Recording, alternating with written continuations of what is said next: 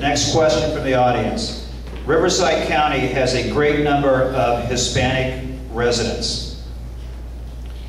The Hispanic community has become frightened due to the raids in our communities. Many feel that gang raids are to look for undocumented residents. How would you address that concern? And we'll start with you, Mr. Robles.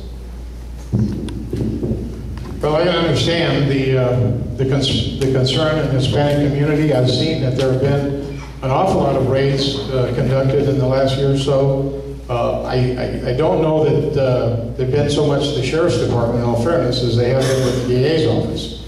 And I myself have questioned the wisdom of some of those raids. When you're hitting the wrong houses and the information that you have when you go in is not accurate, then, you know, what was the motivation? What did we solve and what's better? And is the community really safer because of these raids? So I have some serious reservations about that. I think that we need to really be taking a real hard look before we start crashing into people's houses in the middle of the night and doing some of the stuff we're doing. Now that said, that doesn't mean that we don't have gang problems. We do, they're out there.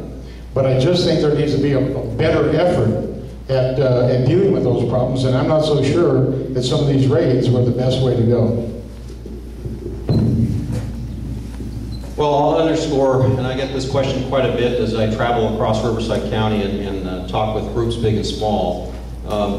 The Sheriff's Department, just like the other allied agencies that we serve side by side, does not enforce immigration law. That is not within our purview or our training or our legal authority. And I think most of you are well aware of every one of our agencies, the Sheriff's Department as well as our allied police departments, are all being fiscally constrained right now and actually running far, far shorter of folks that we had a few years ago serving our community. So we don't have a lot of extra staffing to end up wasting on enforcing basically a problem federal system on our borders.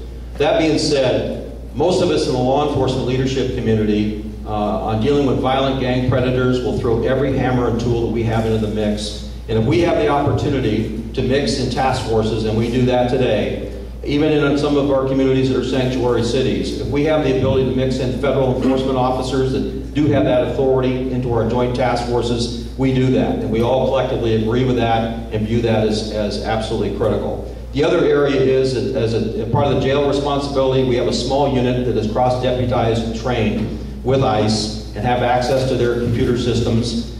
After somebody is adjudicated in our court systems for an offense, whether it's murder all the way down to shoplifting, and they're incarcerated, we make darn sure that rather than just putting them out in the street, if they're here illegally, they're turned over to the federal government. And there are federal sanctions that can be applied for repeat offenders. We do not wantonly put them out in the street. Other than those two narrow areas in our jail system, with people that are already in custody for local offenses and state offenses that we would normally enforce, we don't enforce immigration law. We do, as I said, underscore working in our task forces with federal officers, and our goal is for violent gang members, we're going to throw everything we can at them in the book. Now, that being said, there is no excuse for hitting the wrong house or having incorrect information. That's a general law enforcement issue that we all stay attuned to. Thank you.